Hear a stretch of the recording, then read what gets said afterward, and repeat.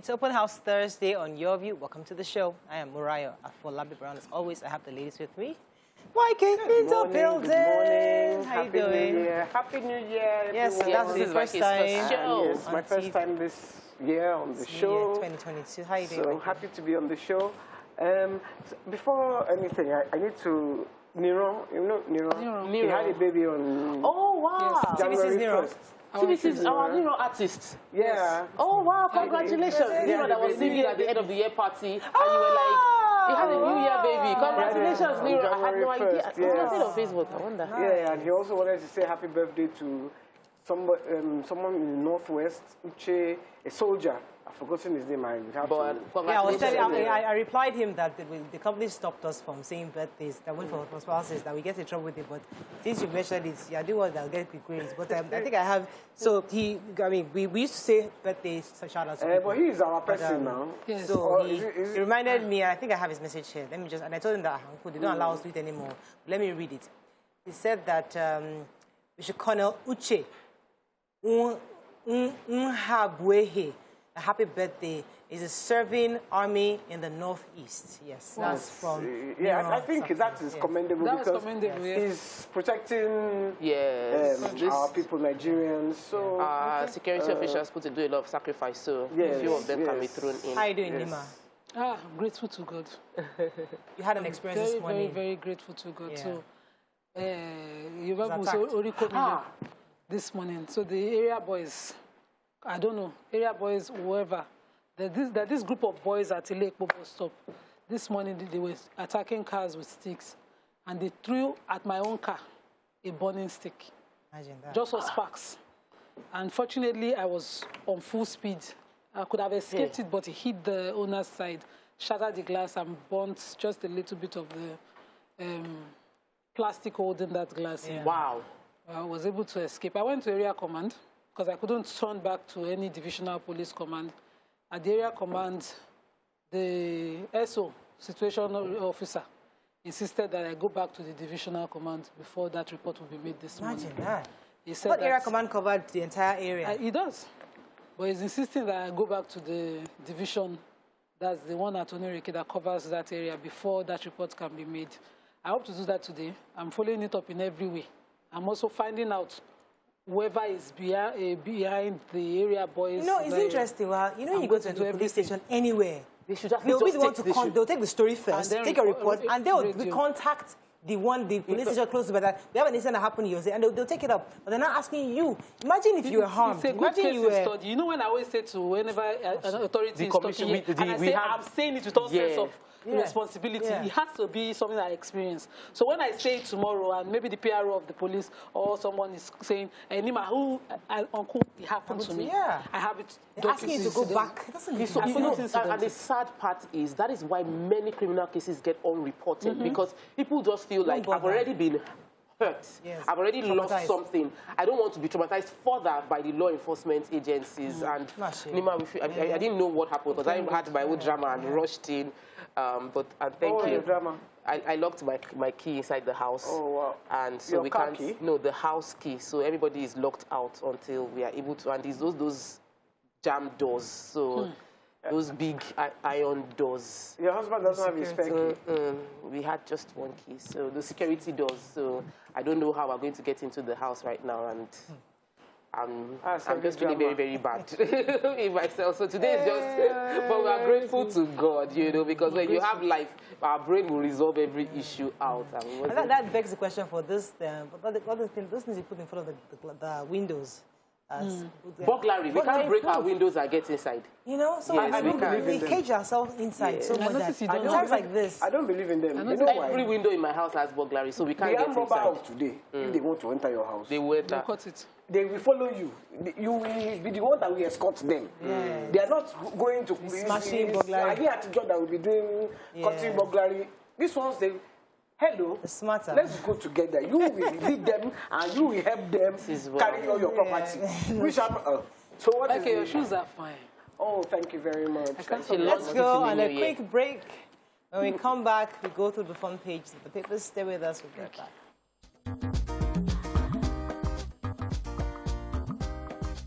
Stay tuned. Your View will be right back.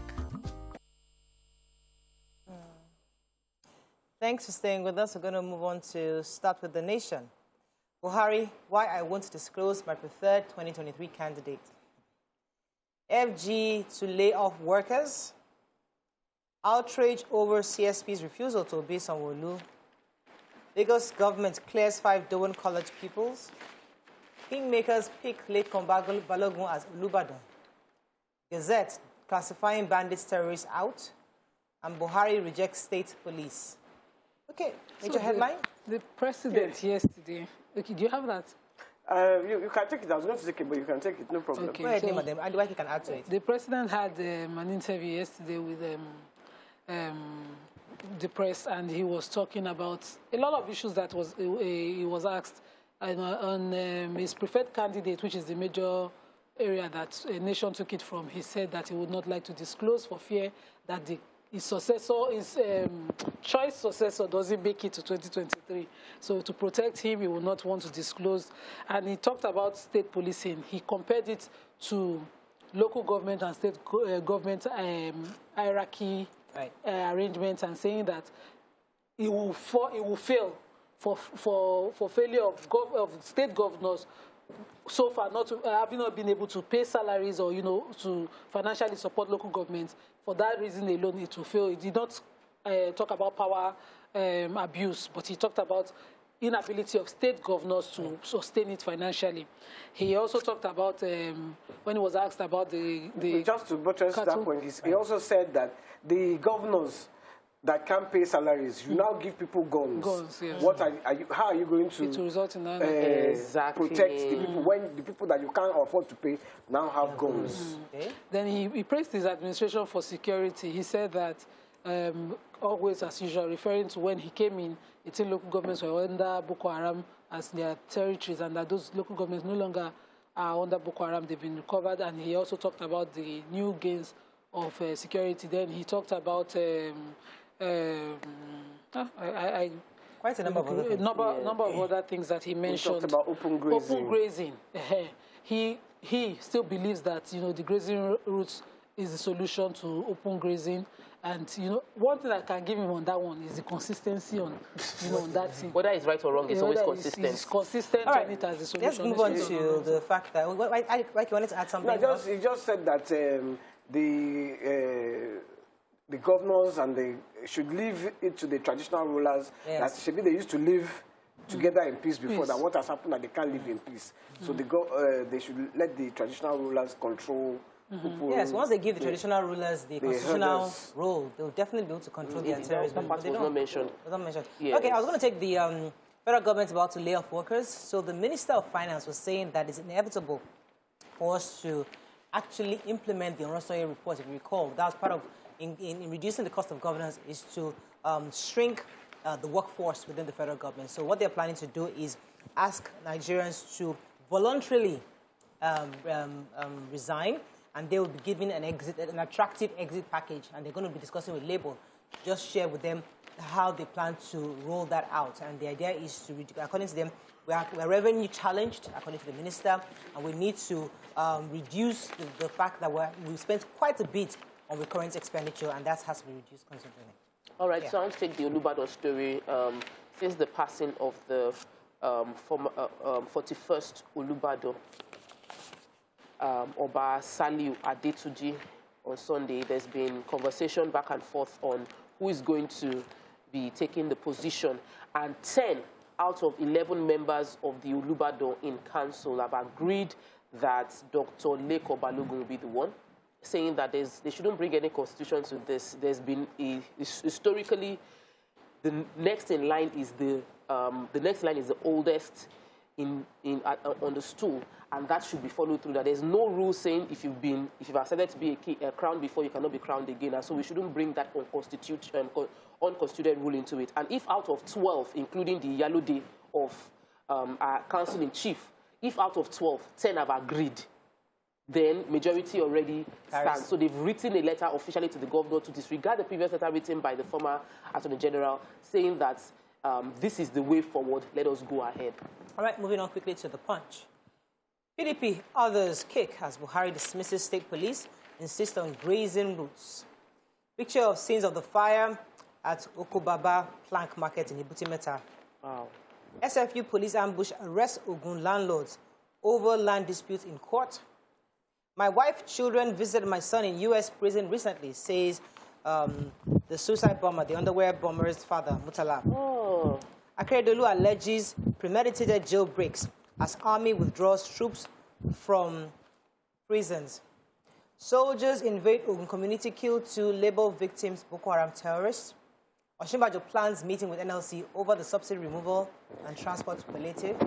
Agodo Southwest governors, SANs attack Malami and IG, and even the AGF faulting the alleged impunity.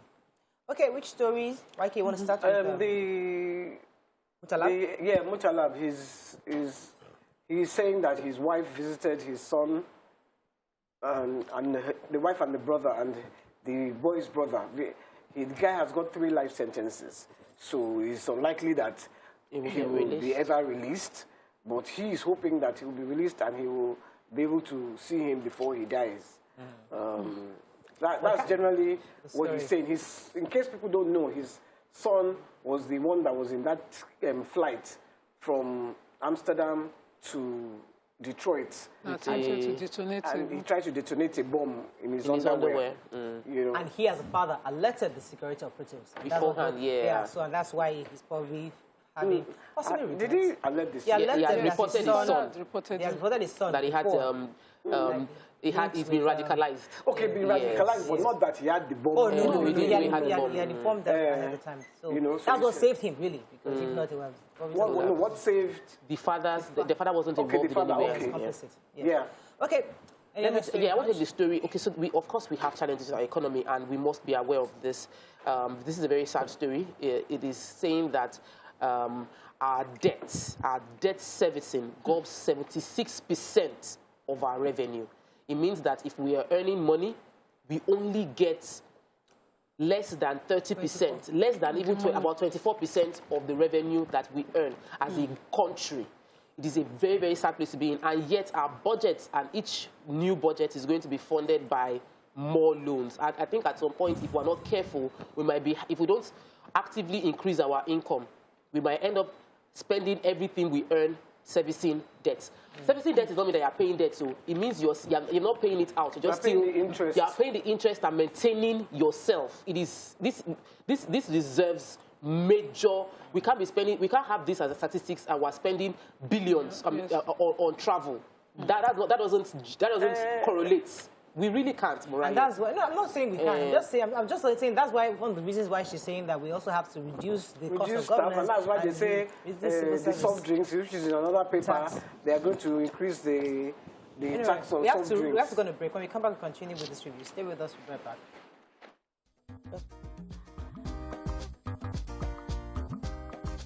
Stay tuned. Your View will be right back.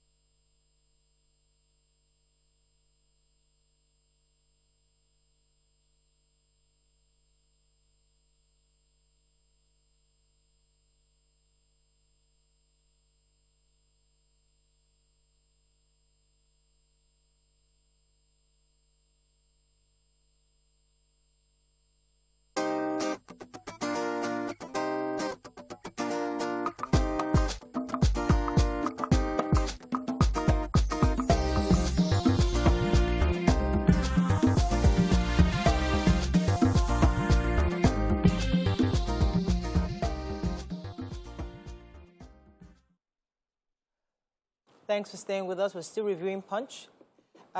Is there a story we've not taken? I was going to take our vice president was having a meeting with NLC concerning the subsidy removal. According to the reports, the meeting is to also discuss how they plan to distribute the 5,000 naira transportation palliative and other options aimed at ameliorating the effects of the planned subsidy removal on Nigerians. So, I thought once we again, disagreed with the 5,000. Once again, the Minister of Finance and Budget and National Planning, Zainab Ahmed, reiterated that there was no going back on the subsidy removal for the 18th time. We've been hearing this over and over again, but she's saying that so that it is smoother, they're going to have a meeting with NLC to discuss how they plan to also implement the 5,000 naira transportation palliative. Now, maybe what that means is that the money is supposed to use to buy fuel. Maybe they're giving you 5,000 naira for those of you that need, I don't know, about 40 million Nigerians. We have about 200 million Nigerians. Can we please just not do this? Can we please just not do this again? Can we not share money before... So, Magodo. Yeah, Magodo. So now the Southwest governor, speaking on behalf of his colleagues, the governor of Ondo State has queried the CSP's, what he calls his affront at the governor of Lagos State. And because of that, he says, this goes to the question of state policing, because the hierarchy of policing under the federation that we have can easily be abused. And one of such is what we saw in Lagos. And he took a swipe at the IG, the Attorney General as well, and, went at them.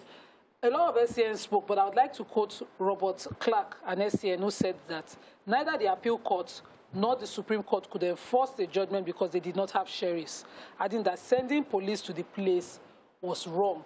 So I'm wondering how this will settle with the response of the Attorney General, who says that the men were there to enforce a court judgment of 2012 since before he ever became Attorney General, querying why governors would take an attempt at attacking his office every time, and that on this particular matter, what he considered the effort of the governor of Lagos State as impunity, trying to stop the enforcement of the Supreme Court judgment, and that the Supreme Court judgment that upheld the High Court judgment in 2009 or the Appeal Court judgment in 2009, and then since 2012, they've been trying to enforce it in 2022 that the governor shouldn't have attempted to stop it. Right. But fortunately for the people of Magodo, the governor is still working on this. Yeah.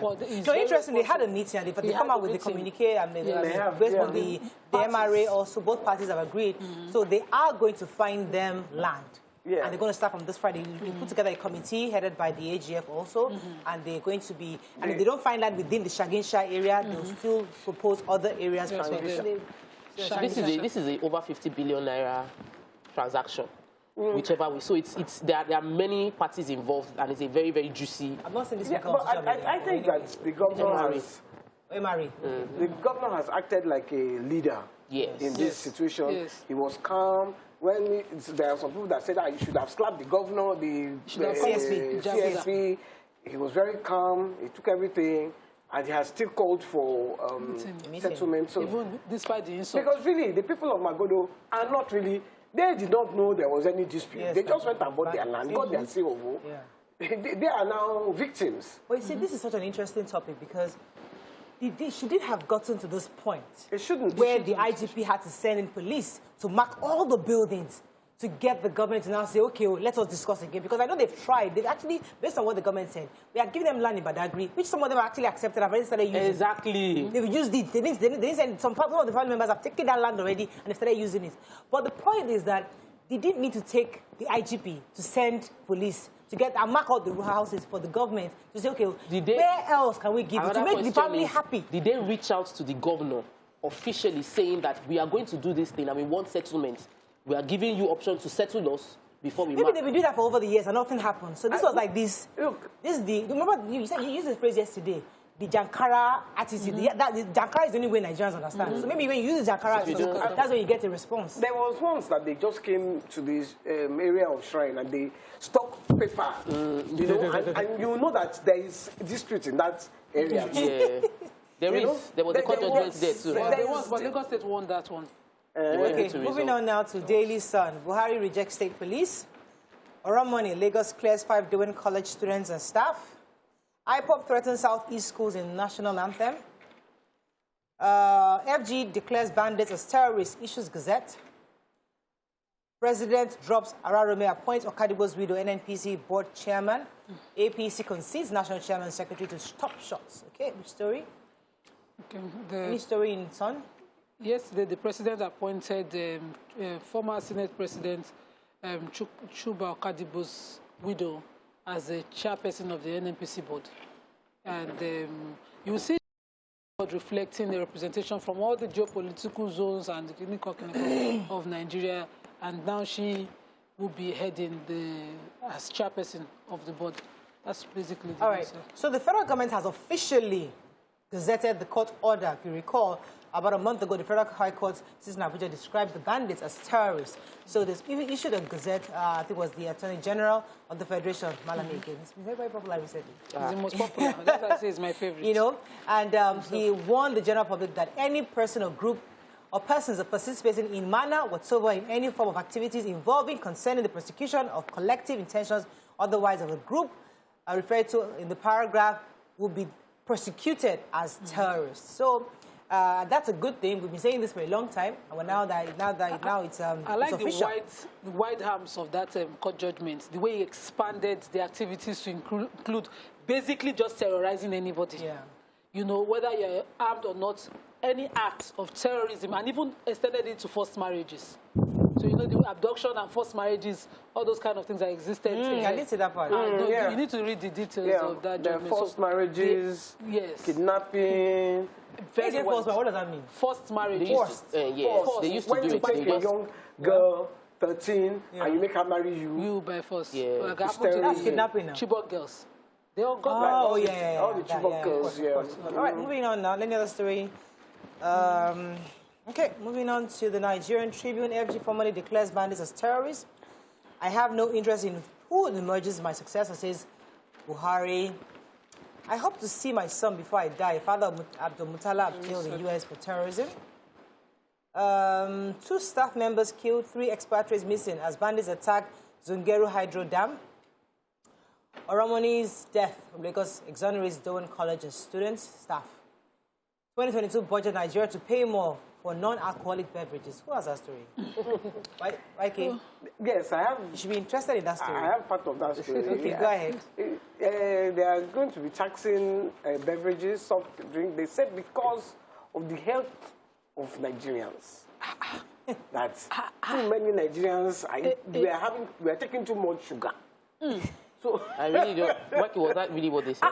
You want me to read this out to you? Okay, let me read it out. The minister said that the excise duty on soft drinks will discourage excessive consumption of sugar beverages, which contributes to diabetes, obesity, amongst others. So before we start to shout. So that is their reason. That is one of their reasons.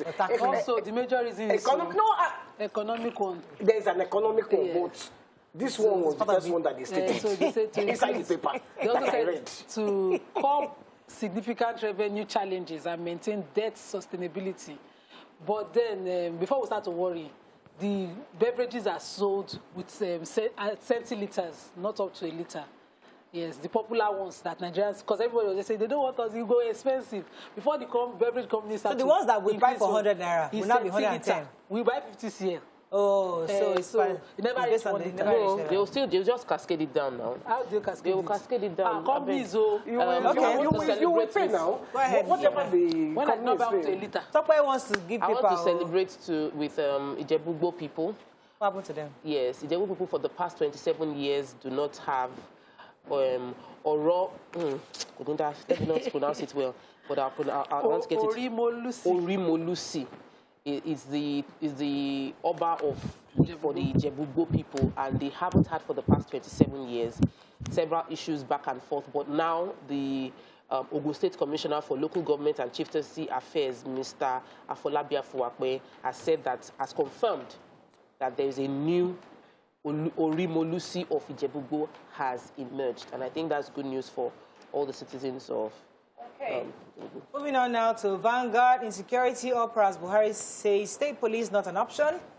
Let's find a story we've not taken. FG's deficit spending rises 33% to over 7 trillion naira in 11 months. Let's see another story. I have no interest in my successor, says Buhari.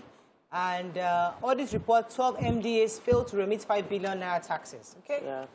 No other story? Okay? I think that's all we can take. Yep.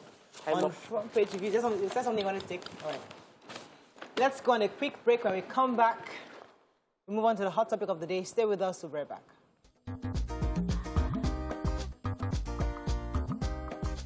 Stay tuned. Your View will be right back.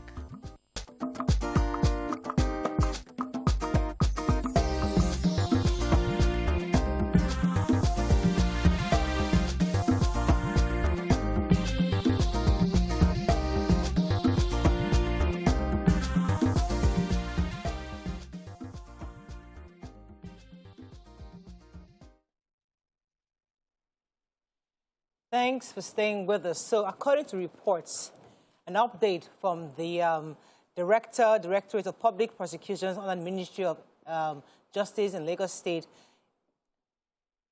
issued a report on the death of Sylvester Oromoni Jr. And they have exonerated the 5 students and the 5 employees whose names were mentioned over his death. Most Nigerians found it quite disappointing. Now, when the reports came out, a lot of Nigerians obviously took to social media, and there was a lot of anger. In fact, we saw a video of the mother obviously crying, not happy about the report. I think Sylvester's father also issued a press release. So we'd like to hear from Nigerians today. You can call into 081-270-53687. 09139076948. You can also send us a message on YouTube and Facebook. We'd like to hear your thoughts. So, when I read the report, obviously, when this happened, I mean, for those who probably needed clarity on what was going on, when the young boy passed away, the Ministry of Education Lagos State obviously waded in to see the family, and they reported to the Ministry of Justice that, okay, the boy has died. Please help us look into it. And that's when the police was invited to investigate. Now, based on what we had, the police immediately arraigned the boys, I think the 4 or 5 boys that were involved, detained them, interrogated them, and I think they were even left, they were kept in the police custody for a while, in juvenile detention for a while. And then an autopsy was conducted on the side of the family first. So the doctor, the pathologist working with the family, conducted an autopsy in Warri and had their own conclusion. This same pathologist from Warri also joined the pathologists from the families of the 4 boys that were accused, plus pathologists from the Lasuth and 3 policemen came together to do a transparent autopsy. The results for that, according to the report, corroborated what the pathologists from Warri initially had. So based on the reports that we've read, the boy unfortunately died of sepsis. Now, which was caused by bacterial infection. Now, there are different ways we can look at this. So I would like to hear from Nigerians because there's so many questions unanswered. For example, was the boy bullied? The report didn't tell us that if he was bullied, because there's a possibility. There's a possibility that he was still bullied. Number 2, the boy who died said he was given substance to drink. The autopsy didn't confirm or refute it. And also, the part that the family of the boys also, the parents didn't take him to the hospital. The moment he came back from Lagos, I was told, I read the report, he went to Lagos, he left Lagos 26th of November. They didn't take him to the hospital. It was towards the end, while he was in pain, that they now moved him to the hospital. So he was in the house for almost 7 days, I think, for a few days before even the hospital came. He went on the 29th. He went to go and check get a test done. But I think he was still home. It was towards the end of the week that eventually they took him to hospital before he died. Now, if he was indeed sepsis, as Nima had said earlier, maybe they could have taken him to hospital earlier, he would have survived. So there are so many questions Nigerians are still asking, and I'd like to hear your thoughts on. It's hard to say who do we hold, who do we blame, what's going to happen. Nigerians are not happy that these boys seem to be going home. What are your thoughts on this report, and how do we go from here? So I'm not unhappy that the boys are going on because, it would have been an injustice if they are innocent and they're made to face anything.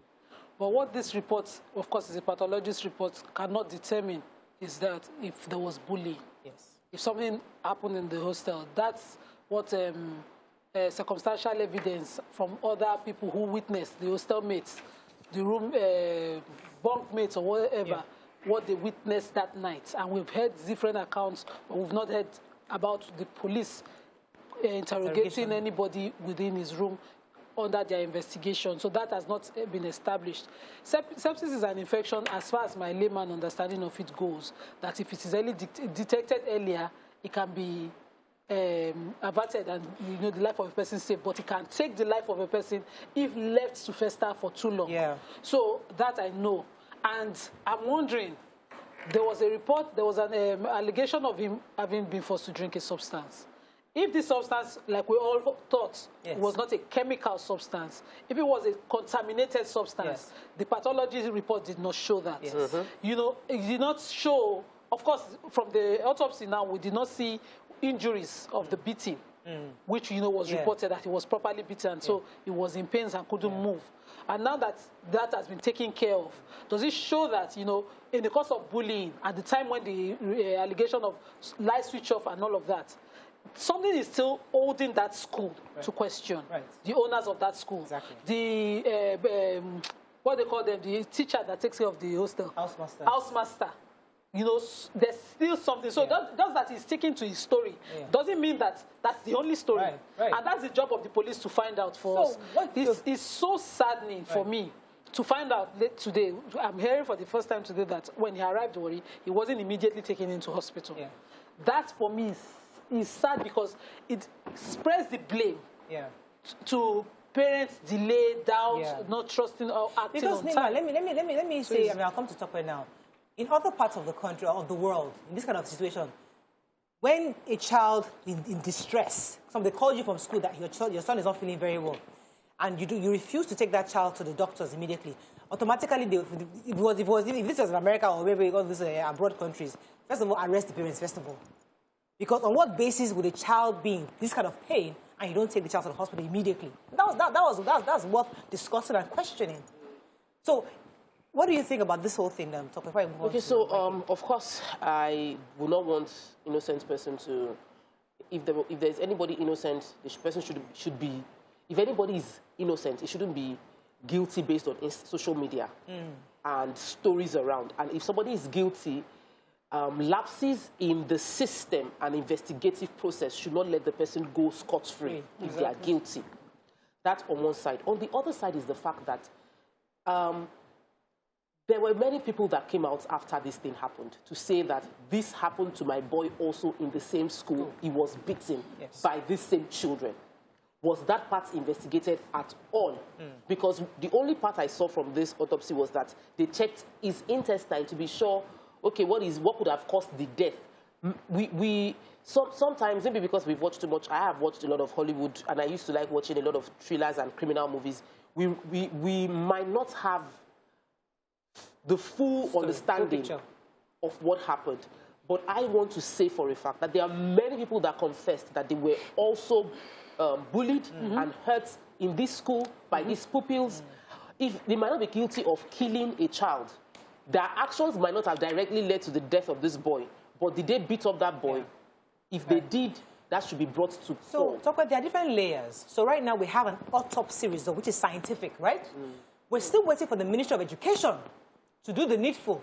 Or then let us know what you're going to do to Dowen College. Because there's a different, just like you said, there's a scientific report we have from the Ministry of Justice conducted, right? But we're still waiting for that administrative regulation on the part of the Ministry of Education. Okay, what are you going to do to the school?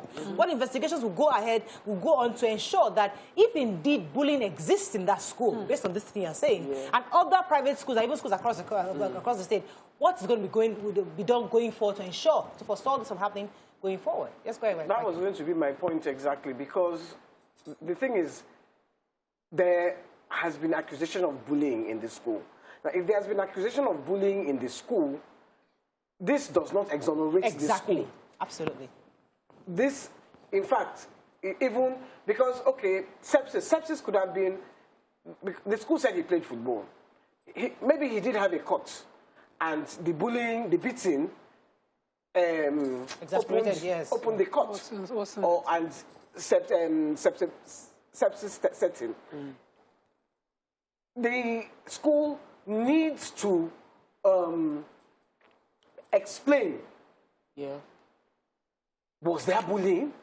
Yeah. I don't want the school to escape or the kids. Under the... I'm not saying I want the kids to be in jail or anything, but children have to realize that they cannot bully their peers. Yeah. You know? So if we don't stop it, if we don't stop, please don't exonerate everybody. Just let us investigate this matter properly. Thank you very much, Waike, because just like we said, this is just a scientific report.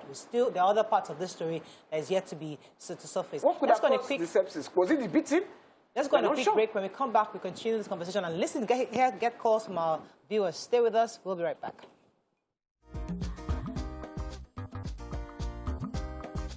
Stay tuned. Your View will be right back.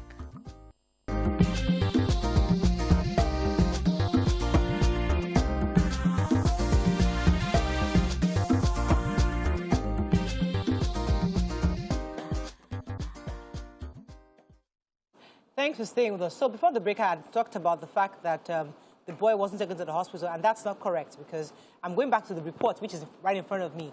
According to the report that we have, the young boy complained from the 20th and 21st of the school, right? And then they took him to the sick bay. On the 23rd, he was released to his family, and they were in Lagos. Whilst in Lagos, they conducted X-ray on his ankle. I think that was where the complaint was. So they did take him to the hospital from the 23rd to get an X-ray. After which, I don't know, we don't have the results of the X-ray of his legs. That was where the pain was. And then he was taken to Warri on the 26th. And then, I think because of the strike or so, a doctor was brought home to care for him. So if indeed... the Central Hospital was on strike. So now, if he was home on the 26th, the family doctor came in to treat him in the house. So if it was sepsis indeed, and just as I said, if it was not treated on time, so all this while, it has probably gone into the system and probably affected some of his organs, which is the lungs. From definition, what sepsis is, so that we can understand this clearly. It says sepsis is a life-threatening complication of an infection. So already you have an infection, but it's getting complicated. It occurs when chemicals released in the bloodstream to fight an infection triggers inflammation throughout the body. This can cause cascade of changes that damage multiple organ systems, leading them to fail, sometimes even resulting in death. This boy was in such pain that I kept wondering what is wrong with him internally. He couldn't even stand straight. He couldn't even mask or man up on this pain. It was intense. And so we all wondered he had to be poisoned because his organs must have been infected. But we are seeing from the autopsy reports now that sepsis is possible. So now this is my own. If he's in a school in care of somebody, as a mother, when my children have one infection, one of them starts vomiting, I start to mop. That's what I do in my house. I start to clean up. I start to disinfect the house. So a school where he's fed, he drinks, he stays in, what is the hygiene level? Also, he could have been given a contaminated substance. We don't know because he said he was given something to drink. Absolutely. Also, the people in the hostel, how long? The hospital, the sick bay. What kind of treatment did they start with? Because they're saying that when the infection, the chemicals released to fight an infection triggers a chemical reaction in the body. So what exactly? I want the police to do us good reports that we can not just say this is what the DPP has advised. So as we said, I would like us to, now we've seen the report based on what the report has said. I would like us to put that aside for a second and then go back to the school. Because in every boarding house, you see, I was in a boarding house, and I know how important the housemaster, the house mistress, and even your principal is in monitoring, going around, surveilling, doing some kind of surveillance across the schools. What kind of administrative system do they have in this school such that children can't even come to the housemaster and say, sir, they are doing something in that room. Because we are too far away from the children. We had some senior, some members that will be snitching to teachers. We're telling people, sir, someone going in that room, please go and check it. You protect the child. You don't tell the children will know that you're not going to show their identity. So obviously, there's a lot of problem within the school in monitoring and ensuring that boarding houses are well run. That's a major problem. I'll go back to the fact that we had several stories of people who've had this experience in that same school. that's where your comment comes in, because you mentioned that this is just the Attorney General's report, police report. We need to have the report from the Ministry of Education, taking into cognizance all the other elements and revelations that came out of this story. Out of this story, people came out, parents came out in the PTA meeting on Zoom, which is online, saying how they took their children out of the school because of this situation happened to their own children. Some teachers that left the school said, this happened, I reported and I realized nothing was happening, I left. Those things need to be investigated, number one. Some people online, because we need to separate facts. Let's read a few messages, Yes, we need to separate facts from what we feel. And a lot of times, because of our emotional attachment to the fact that a little boy lost his life prematurely, we might not be able to understand. And in law, it is innocent until proven guilty. And you cannot, if you cannot prove the guilt, there is nothing you can do about it. So people are saying here that the beating must have caused internal injuries. There was the investigation reports did not show any internal injury apart from the lungs. That's what's assuming. Because of the way we saw the boy in pain. Yes, that there was internal injury. Someone also mentioned that I think the boy was given medical attention by the family doctor. And let's put that out. And then there was a conspiracy theory. You know now Nigerians, because we're trying to find some kind of a story, right? So there's a conspiracy angle saying that, once the thing entered Lagos, we knew that the story would change. That they should have just checked the boy in Warri, that the autopsy result from Warri is different from Lagos. And that's not true. Because the same pathologist that checked him and did the procedure in Warri, followed to Lagos. He did his own and had his own results, which then corroborated. He followed them to Lagos. He was there. The 4 pathologists from the family of the 4 boys, the 2 or 3 from Lagos State, and the police officers were also there. It was a very, very crowded autopsy. Even me as a parent, I'm thinking to myself, how would I even allow my child, God forbid? But unfortunately, they had to do this. They made it so transparent, where everybody, we are here, we are doing autopsy, come and see. And then the result that came out corroborated what they did in Warri. So the Nigerians want to see hanky-panky, but here there really isn't. There's a lot of comments online saying that they're trying to cover it up. It's not true. To help us get Suko, the school must still take responsibility for this somehow. Exactly. The school has to take responsibility. And I want us to realize what sepsis is. Sepsis is an injury that has become infected. When it does not mean that that boy was not beaten. Yes. It does not mean that the beating did not cause the sepsis, because they could have injured him and sepsis set in because the school was negligent. Yes. There is negligence in this. Even from this report, the school is liable because there is negligence on the part of the school. Very, very. It should not have even been, sepsis should not even have been allowed to set in. Let me take this call from Norma that comes to Nima. Norma, are you there? Hello, Norma. Norma, are you there? Hello? Okay, we can't have it. Go ahead, Nima. So I want to quickly say that I totally agree with the pathology report now. Reason is because as I'm taking the definition of sepsis and I'm trying to relate it with the video of last moments of that boy. Now, some of the symptoms of sepsis include fever. Obviously, you could see. Difficulty breathing, low blood pressure, fast heart rate, and mental confusion. At the time of that video, at the time, the last moment, you would see this boy wasn't even coherent. He was, no mother wants to experience that. Yeah. And that state he was in is something that I expect the school to rise above every comment and be the bigger person. Yeah. Take responsibility where it is necessary. Not come and carry your child. No, I stop trying to say they are trying to destroy. Leave reputation now.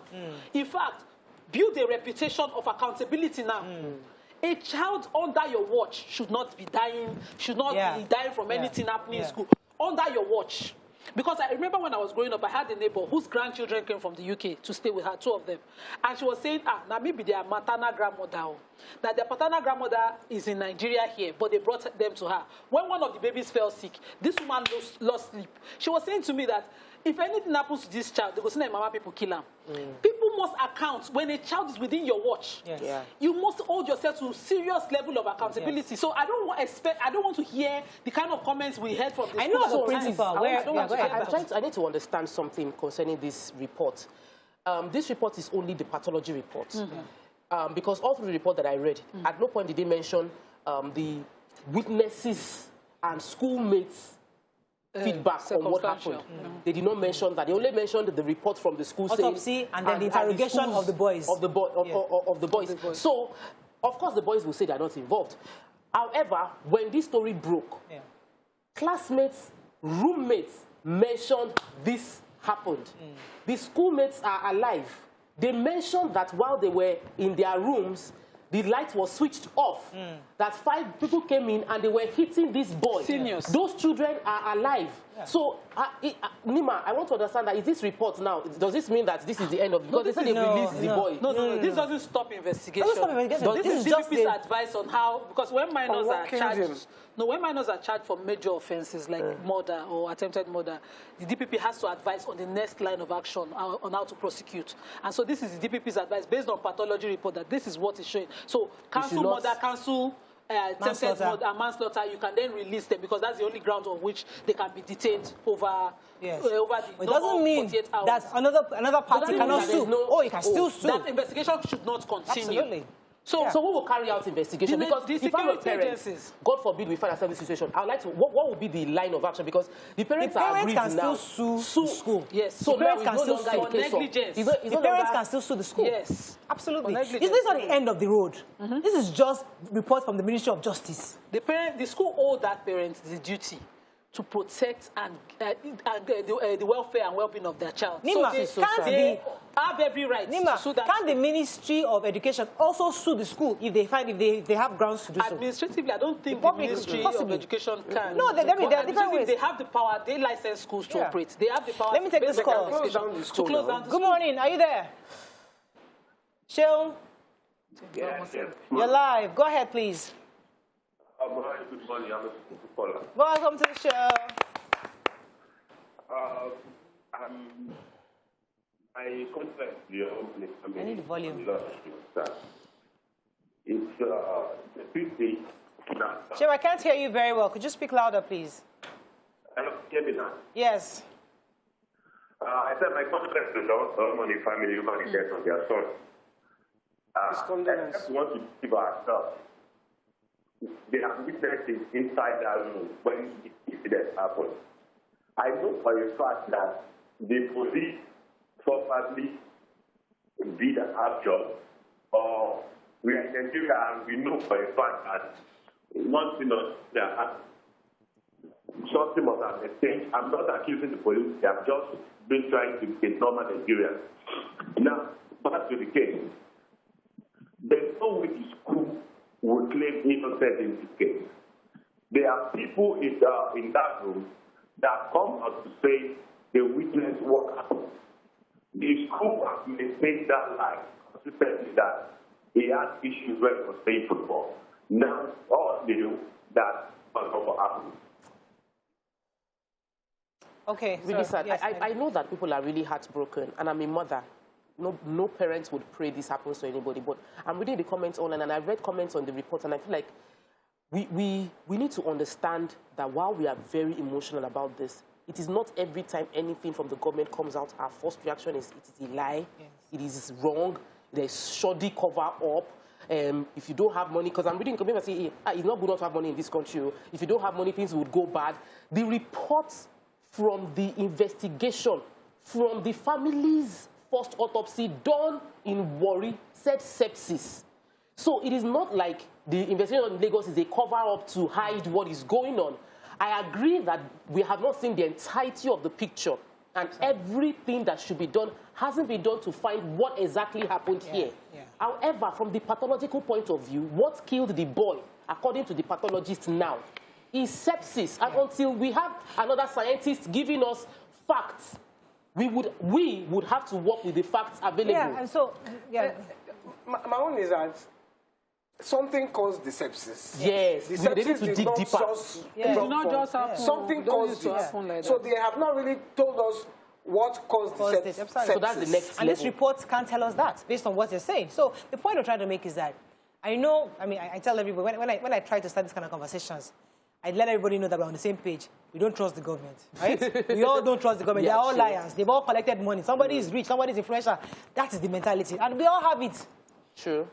But as we are having that mentality, let's use like 10% of our brain to say, okay, what if indeed these pathologies are said? What if money did not exchange them? What if?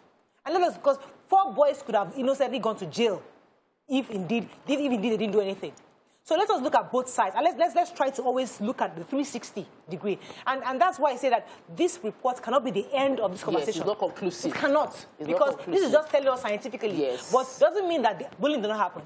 Doesn't that boy wasn't beaten? Doesn't mean that sepsis wasn't aggravated based on the beating. Doesn't tell us that. So that could have happened. We haven't taken the cognizance of the boy's last confession before he died. Yes. We didn't take cognizance. This report does not cover the witnesses that were in the room and other people who suffered bullying in the hands of these 4 children. By the time we put all of those together, I'm hoping that we would have justice meted out to everybody who has suffered bullying in the hand of these children, as well as the school should not get away scot-free and business will continue as usual. Olushola from Abuja. Olushola, are you there? Olushola, are you there? Where are you? Yes, you're live. Go ahead. Good morning. Morning. Yeah. Happy New Year to the house. Happy New Year, sir. Yeah. You know, the issue on ground here, the issue about high school, body house, and private schools, something of all this nature. Is it we have to put something in place? It seems that our education has lost morality. The issue is this: how will you send your children to school? All what they went to do is to become master, to become something else. Become something else. Somebody. Oh. The audio is really bad. I'm sorry. Please, He says, how can you send your children to school to become something success, but they come out to become something else? And that's where, I'm not even here to really blame the children.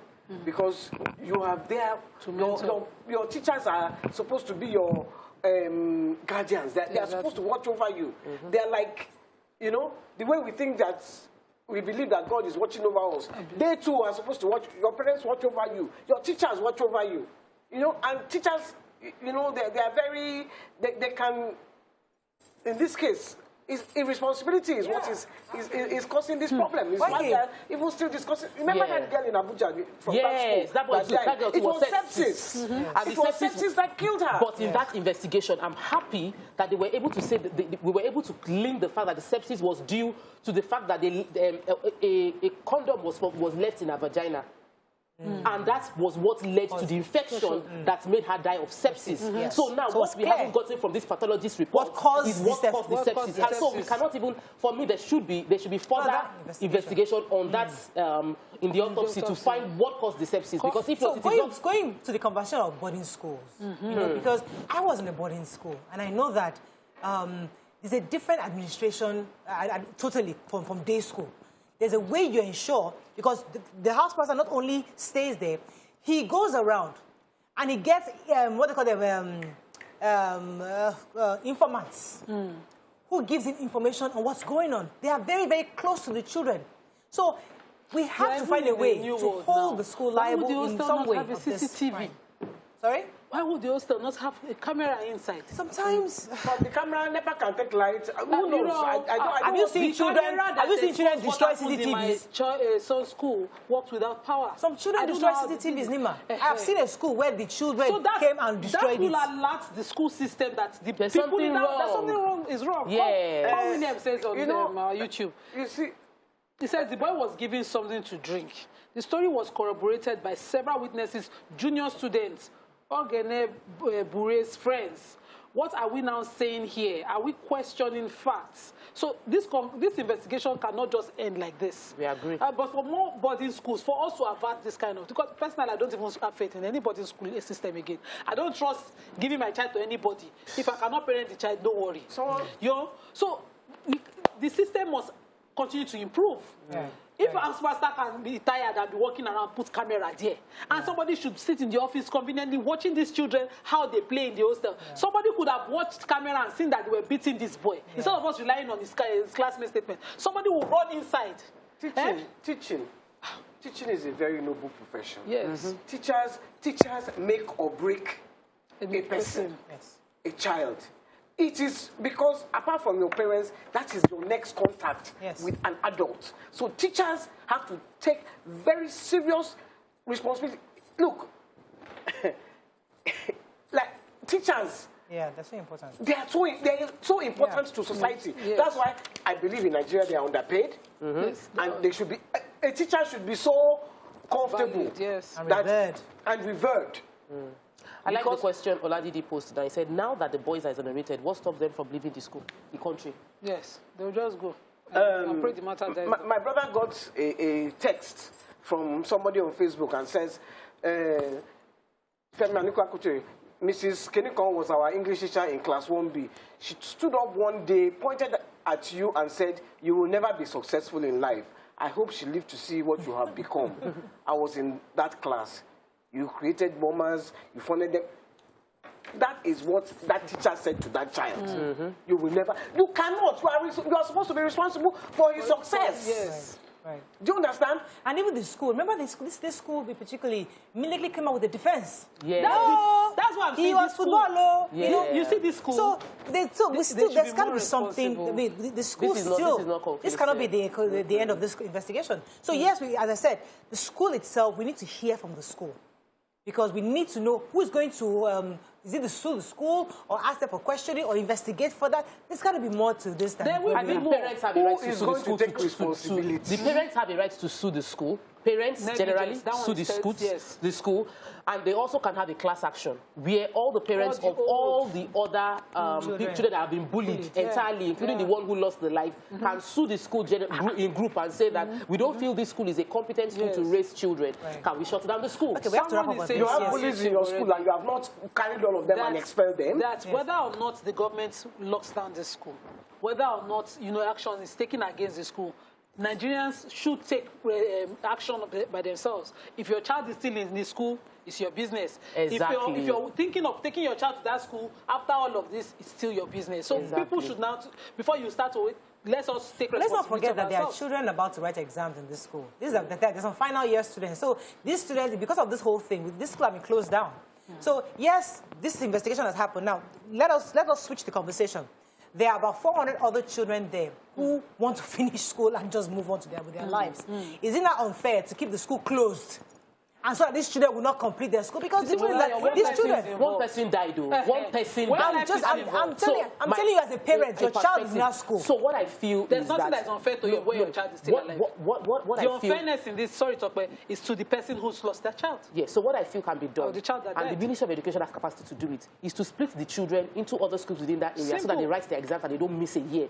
But that the school itself as a company should not continue because the school is beyond an education institution. It's a company, it's a money-making business. Right. And they should pay for the fact that they have not done well in doing what they are meant to do before they got the license. For everything, you get a license, there are rules and regulations that guide that license. So in honor of Sylvester, that school shouldn't be open. That's what you're saying? Yes, and the children should be allowed to go to other schools to write their exams for those final year students. And they should not be allowed to miss a year. But right now, I heard that the schools are doing online, that the school is online. They are online. The school has been closed down, and the Ministry of Education specifically said that they've not opened, they've not allowed them to open yet, because they're all waiting for this report. So it's based on this report, they can now tell us what the next action will be. The next action, I believe, should be investigate. Okay, you have said we have heard what the pathologists have to say. We've removed murder. Oh yeah. We've removed the. Let me take this call. Good morning. Are you there? Hello. Hello. Good morning. Hello, Teddy. Are you there? From Spain. Okay, you don't have to call. So we have to wrap up on this, I think. So, I mean, as I said, our hearts go out to the family. Do you have any Oladidi says, I'm truly saddened by this case. With his last breath on the sick bed, Sylvester gave an account. Now, justice should not be gagged, and it's an unfair world. Right. I think that is any dying person's last statement, of course, even in law, is treated with seriousness. So that last statement should be further probed. Right. If we can rule out murder and manslaughter, we can find out other forms of offenses, criminal offenses that are possible for us. Let us assume that the child was not bullied. Let us assume, for argument's sake. Please, what was the school looking at that a leg will become infected? To have septicemia, they call it. It was his lungs. I think it would be. Yeah, it's not even the leg. The pathologist said it was his lungs. Can you imagine? So while they are their eyes, a child that is in your care develops sepsis. Do you know how long it takes for sepsis to set in? Yeah. Really, our heart still goes out to the family. It's really sad, but our hearts go out to the family of Sylvester. The mother was, we saw her yesterday. It's painful. Parents will do everything they can to keep their child alive. This is quite a painful development, and we just hope, and we'll continue to monitor the story and see what happens to Dowen College and see what the Ministry of Education plans to do going forward. That's all we can take on this topic. When we come back, move on to other topics. Stay with us. We'll be right back.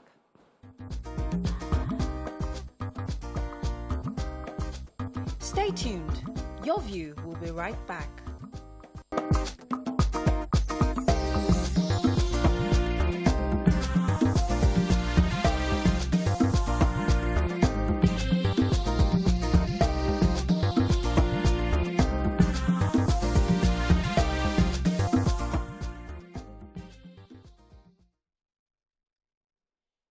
Thanks for staying with us. So moving on to our Feel Good Thursday topics.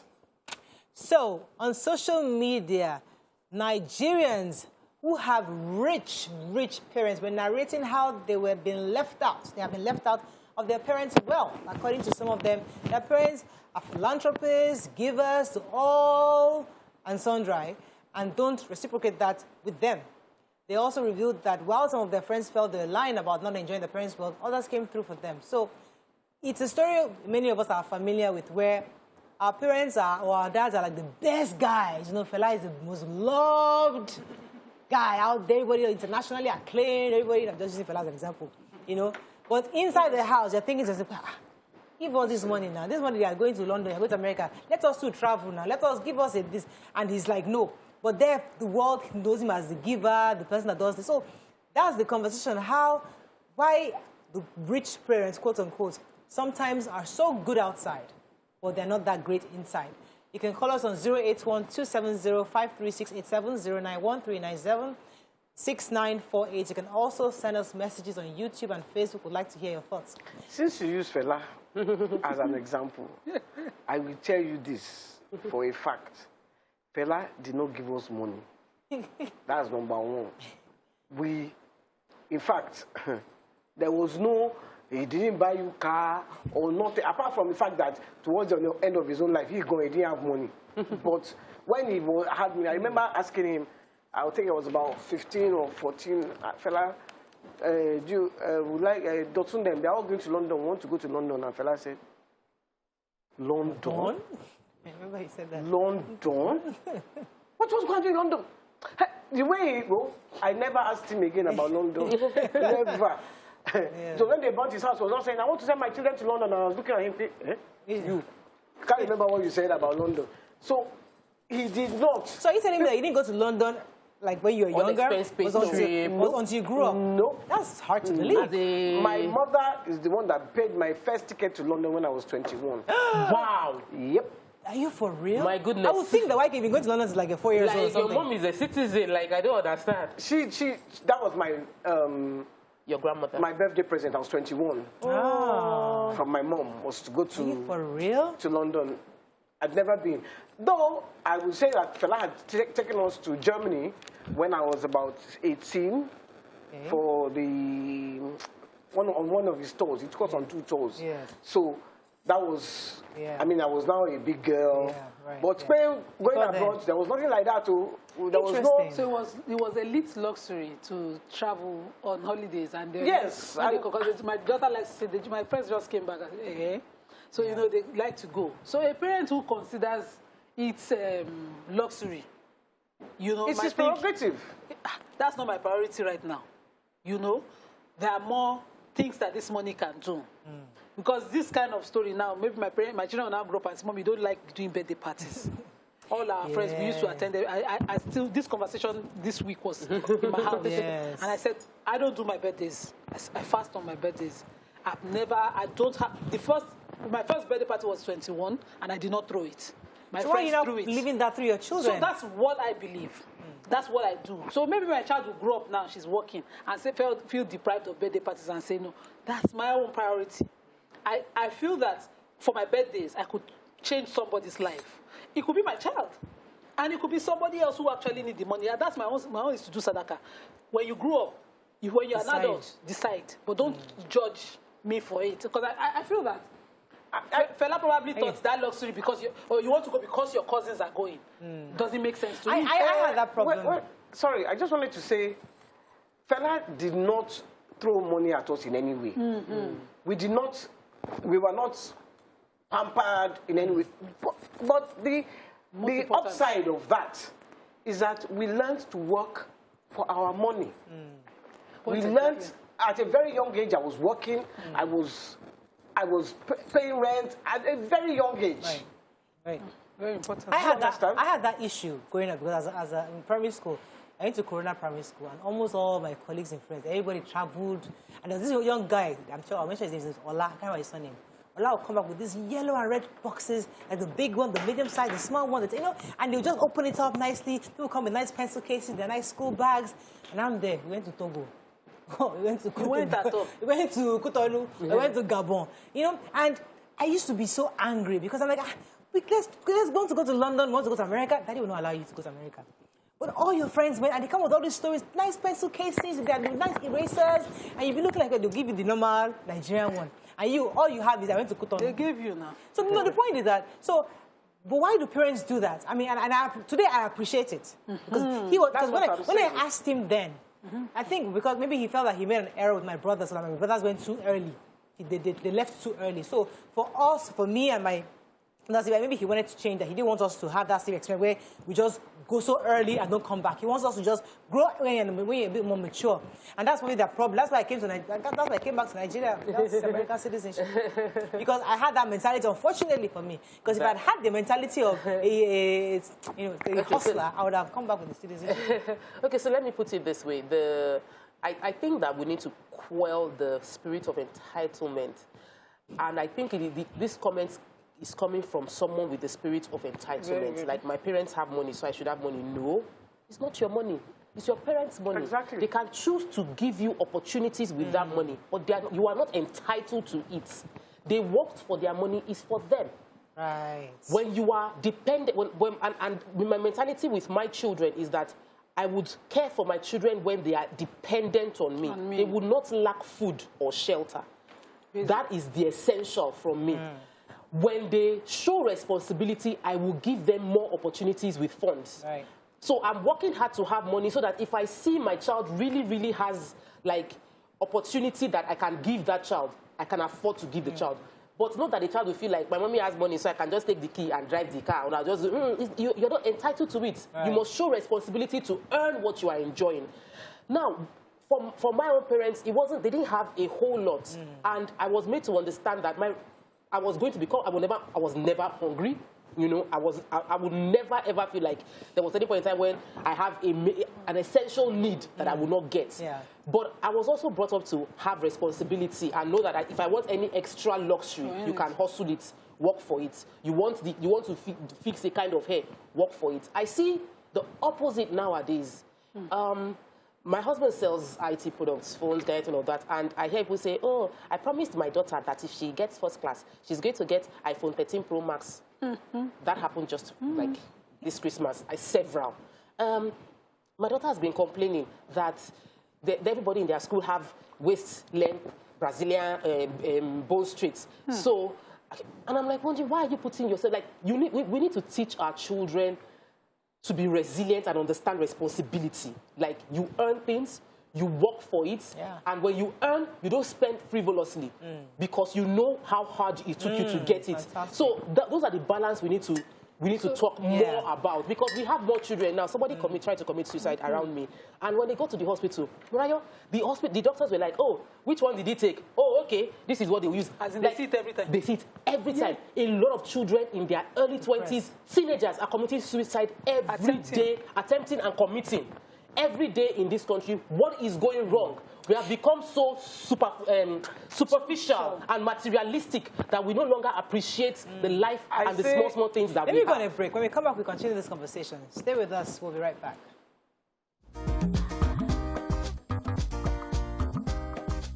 Stay tuned. Your View will be right back. Thanks for staying with us. We're still talking about rich kids and their sense of entitlement. And I would say not just rich kids, privileged. Anybody can be privileged. You don't have to be told rich. Just that you feel that your parents should do more for you just because they have the means.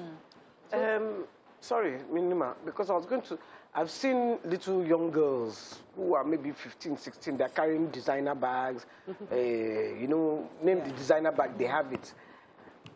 You give them iPhones, you give them iPads, and they do so many things. Like, I saw this little girl. She's about 14. She was with her iPad. She was doing TikTok over Christmas. I sat down and I was just looking at her like this. Because you do not know, as a parent, what she's going to get exposed to on that app, whatever app that you're... Do you know what I gave my brother's children from my brother and I this year as Christmas present? And they were so annoyed. Pure water phone. Pure water? Pure water. The phone that doesn't have access to internet. That doesn't have access to internet. Oh, pure water you can only phone. make call. And you know, they were so annoyed. What do you want us to do with this phone? To call. If you need to call, we can't do WhatsApp. Don't do WhatsApp. That's what puts two people in trouble. My 9-year-old has been on my neck for a phone. Yeah. We are going to have to get At least make him to ask me. That's the She one. wants... What about 13? 18 is too far. Why don't you get a phone? My daughter asked me for a phone just a few days ago. Her birthday is around the corner. She says, Mommy, I said, no, you're not getting a phone. I asked, I said, I grew up in a family where Get to retouch my hair. phone for just No, I'm not getting No, I'm not going to get, you're not going to get any phone. I'll call an adult to It's 8K. I said, I am not getting you a phone. And I said, why? I said, point blank, I'm not giving you. I don't have to give you a reason. I'm not getting you a phone. I told my daughter, I said, don't worry, when you start working, because I started business at 17, start working. I bought my first phone. At least part You know, I remember that. So, when you start working, save up the money. Yeah. If you buy a phone, I won't say anything. You know, interestingly, I think I've shared the story several times. On my 18th birthday, I mean, I was so happy. My brother did the party. Everybody was so happy. We had a lovely party. Yeah, an adult. After the party and everybody went home, he now called me. You're 18. Okay, so this is the phone bill. He now started highlighting all the international calls. You every day calling Mommy, every day, these are international calls. You're going to start paying for it. So he now added all the international calls, because we call Mommy once a month. You every day you're calling Mommy, no problem. He added it. Clinical dollars. So that's going to be responsibility going forward. So as you're working, that's you're paying it. Electricity bill, I'm going to give you a portion. No, I had my responsibilities. Simple. Immediately after party. So as an 18-year-old, I knew that, okay, now I have to start doing things. And we don't do that here. An 18-year-old child in Nigeria still feels entitled. Give me. 25-year-old child still feels that they should get allowance. You see, some of these people, these rich children that are complaining, are also, some of them are still getting allowance from their parents, but they feel like he's not doing enough. Someone was complaining that the last flights Daddy paid for me, full-grown adult, was not first class. It was a premium economy. I say, you were complaining of premium economy because you have been flying first class on your parents' bill. We need to dial it down. And I know that sometimes they'll feel like it's poverty. And for some people, it's numb. There's nothing, it's like... Why did the parents expose you to first class? Is it wrong? That's the question. Is it wrong? If you can afford Why, kid, when did you start where we take going first five? Because I have seen some rich parents today. Let's on social media, they are giving their children PS5. I mean, is it PS5? So my point is that I've seen a child. Let's talk about it. Let's talk about children. Let's talk about it now. You put a 5-year-old child in first class. Is it wrong? That's the question. I don't think it's wrong if you can afford it. Okay. If I can afford it and I'm sitting in business class or first class, I would, and I can pay for my children to be there as children, I will pay for them. So now when they become adults, I will no longer pay for them. But why would you therefore? Because something I'm used to doing this as a child. And I grew up and I say you can't do for me. So the truth is that you must have that conversation. Yes. So the conversation, like my kids were on my case, they are doing Roblox and they are trying to, he has created a game. So he wants to create a group. It will cost like $6 or something. $6, I should pay for it. And I told him, I said, you cannot pay for this. It is not an essential responsibility for you now. You're not playing games or creating a game. It's not what is core for me. My responsibility is to feed you, pay your school fees. That's the one I will continue to do. So we had that conversation. You will enjoy this. By the time you are reaching your 15-year birthday, free tickets abroad is ending very, very soon. You let the child know. Because when a child is growing, it will not be easy for them. When you take a child from breast milk, the child is crying because the child wants breast milk. But you know for the child to become an adult, the child needs to move away and start eating normal food. So it's not convenient. So you must win that fantastic. child. So you can give the child the luxury, but communicate. Let the child know this is not a privilege. Yes. Papa just used the word that I wanted to jump on earlier when you asked that question. There's a winning period for everything, every growth stage of a child. And as a parent, what you can afford is not necessarily what the child needs. You must be an up and doing parent to know what your child needs per time. Even if the whole world is giving that child that thing, you must be able to take it from that child and say, this thing, if I continue to give it to you, it's at your detriment. It's the same as giving your child sugar. Every time the child wants a sweet, you just give them sweets. I told my daughter, I said, I grew up in a family where I had to present my WAEC result. Full papers achieved for me to retouch my hair, for me to relax my hair. It was natural all my life till I showed that result. So for me growing up, you earn things. Yes. My parents will use love to kill you on your birthday, pray in the morning, I love you. That's your birthday gift. That's your birthday gift. Now that I can afford luxury, I'm yearning for that. Somebody to wake me up in the morning with a hug and prayers. So I said, well, don't worry. When the time comes, your priorities will change. Are you saying that Mr. Adisibi doesn't make you to love and prayer? Somebody can be on his way to work before he remembers the baby. So, see, I have a question, therefore. So somebody like the MD of FCMB, for example, his father was rich, or his father is still alive, rich. That's Shubomi Balogun. Yes. Shubomi Balogun raised children in wealth. Yes. Today, the children are successful. Yes. And they're doing well. The point I'm trying to make is that you can still raise a child in luxury and still raise a responsible child. Exactly. You see Shubomi Balogun in luxury and assume that in his house, the children are just balling, open. No, he's one of the children is the MD of the FCMB Bank. No, he changed his children.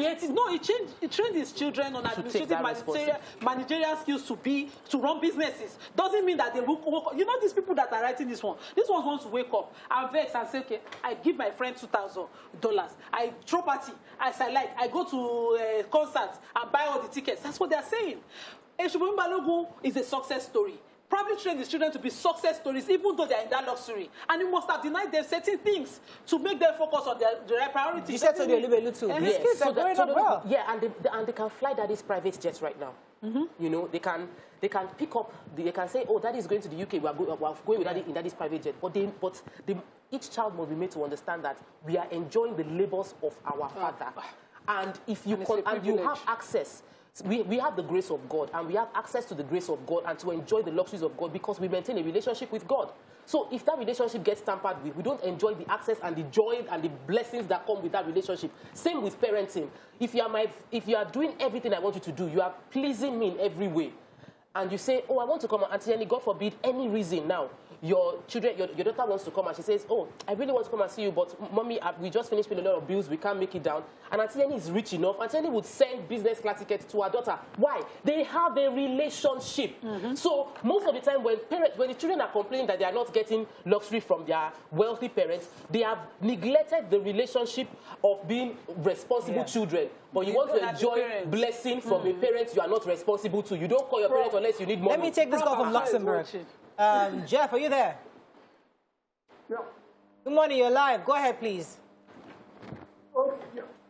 I want to air my view on the topic goes on my view. Yes, go ahead, you're live. Sense of entitlement. Yes, you're live. Yeah, I think what Lima is saying, she's saying, yeah, I think what Lima is saying makes in the sense that don't over-pamper your kids. Because when I was growing up, I never had my birthday, one, and secondly, the people at Christmas, you could never put anything. This audio is really, really bad. Our phone lines are really bad. We got you, Jeff. Don't over-pamper your children. Again. I mean, recently I've been seeing a lot of rich people on social media giving their children PS5, and the children are just in luck. They can't see anything else. All they are seeing is this 5-year-old little boy. You see, the thing is... And they're so excited. No, it doesn't make it bad. I'm just saying that as you're doing that, make sure that you're letting that child know he's not entitled to it. You're just giving it It's not just even the entitlement. If you give a child that is doing badly in school a PS5, what is his gain in life? You have to make sure that if you want a PS5 from me, you are going to do well in school. Yes. You know, if it's a reward. my daughter 2 years ago bought, I don't know what my game console for my brother's kids, and that year, that term, they all did badly. My brother just collected for 2 years, he just gave them back. That game counts because they were doing so bad. I said, So is it game that is not letting your head be correct? Oh yeah. That's parenting. And he's like watching them. Just do badly again, I will take it away again. Then you must know your children. You know, so they were not allowed to play game in the house for anything. That's parenting. You must know your children. When we were on your house, on our way to your house on the 31st, my car just stopped. It didn't start. It didn't get into action. And I kept battering with the car. I had to call someone who said it was the battery, and then we jump-started it, it worked. But in the meantime, we spent about an hour to 30 minutes trying to fix the car. And my daughter just said, oh, Mommy, I'm tired of all of this. Just get us a car. Call your friends now, borrow a car. I was like, Omoti Mobi, my own child. I said, Auntie, look me very well. We will trek to where we are going, or we are not going again. In fact, I'm getting upset we are not going again. If you cannot use what you have, why inconvenience somebody? Asking that person probably puts them in a position where they're forced to say yes to you when it's not convenient. Did you think about that? I like what you just jumped. Please, and because that is the problem of Nigeria today. We have developed we are a begging nation. We beg with for huge everything. Appetite for what is essential. I want to throw party for my daughter's wedding. Please come and give me money. Why should I give you money if you want to throw party for your daughter's wedding? Throw party for your daughter's wedding if you want to throw party for your daughter's wedding. Don't ask me to fund your daughter's wedding. You know, so everybody, and I am guilty. We are all guilty. We all have that entitlement. In little ways. In little ways. I want to do party. Please come and give me money. I want to go to Dubai. Please come and fund my ticket. Nigerians, we're all doing it. Forget about parents. It's our, they will say I'm accusing government again. And we need to teach ourselves. And that's why we're having this conversation now. We are copying now. Government. Teach ourselves to take more responsibility and live within our means and not be so materialistic. The measure of success is not in the quantum that you can flaunt. You know, because it's not really about what we need to do. It's the flaunting for others to see. I told Mariah, I said, there's a video I did, you know, and I just caught myself. I was about to post it, and I'm like, this is not you. But because we're so in social media space, we're forced to always do. And we must remind ourselves to be self-aware. So we pull ourselves back and connect with the reality on ground. There's a point I want to make, but let me take Dr. Moyo. Dr. Moyo, are you there? I'm here. Good morning. Good morning. You're live. Go ahead, please. Yes, this rich kids and their sense of entitlement. Yeah. I'm happy my parents took that sense of entitlement away from me. Because she got glory. I came from a privileged home. But when I came back, because I went to, as a doctor, I went to some private universities that were for privileged children. And when I came home, they thought I was entitled. I didn't want to do any house chores. I was feeling too big. I was, when everybody's in house chores, I only want to watch television and do other things. My parents stopped paying for TV, DXTV rather. They stopped paying for the telephone. They said if I want to enjoy the privileges in the house, I was also earning. Nobody gets anything for nothing in this house.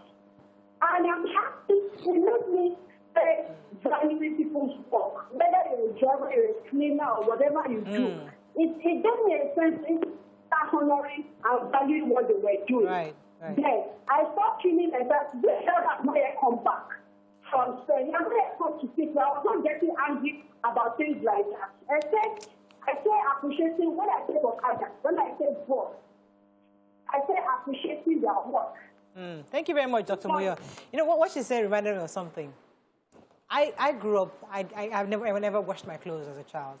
I just didn't have, I didn't need to wash my clothes. I couldn't wash my clothes. I never cooked, and I told you guys, the first day I ever turned on the gas cooker was when I went to the US for the first time.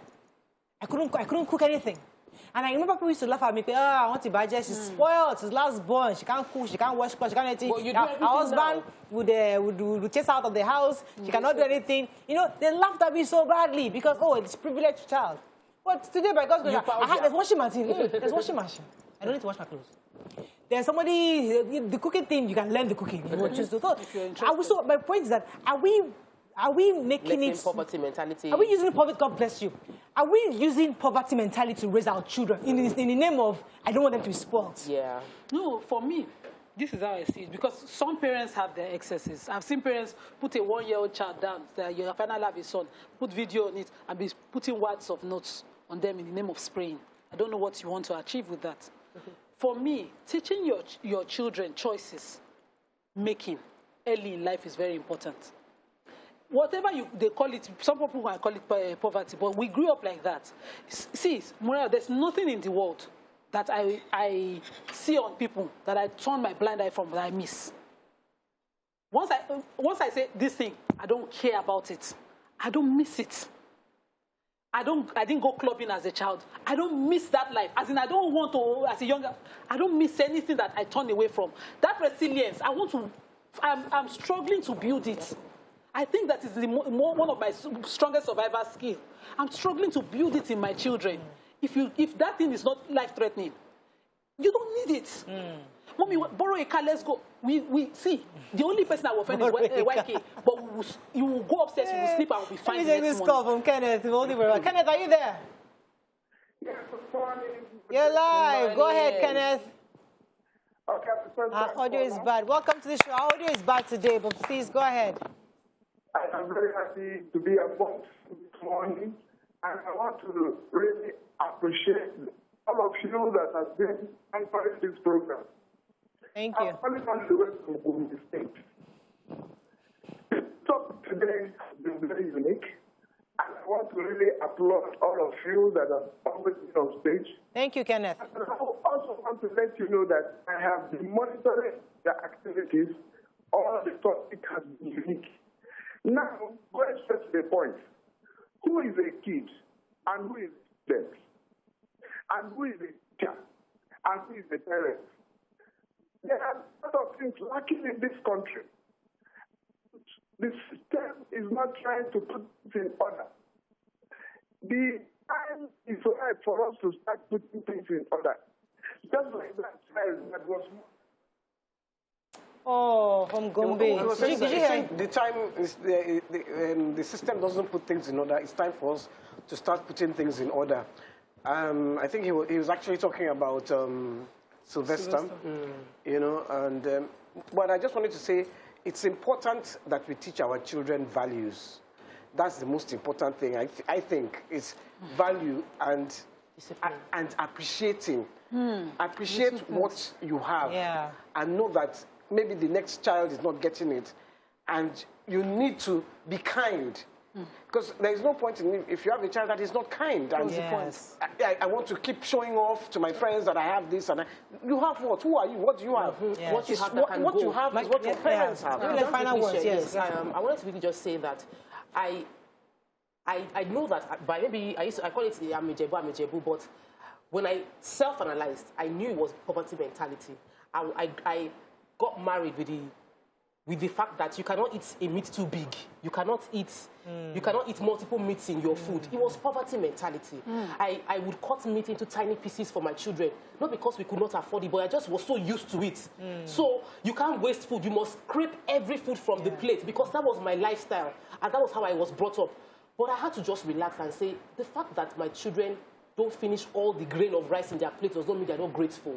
So we must be able to self-diagnose poverty mentality. It is real. So I can say boldly now that if I can afford it, my children will fly first class as children, and it will not stop them from having values. It won't stop them from being disciplined. It won't stop them from being decent, because I will balance it. Let me let you find out what quickly, I wanted to use that. Carl William is asking, is poverty a sin?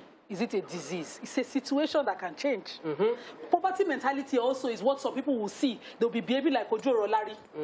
You will see one want to die there. It's poverty mentality that makes some people greedy. It is not that you know your situation and you're willing to do everything legit to change it. It's not poverty mentality.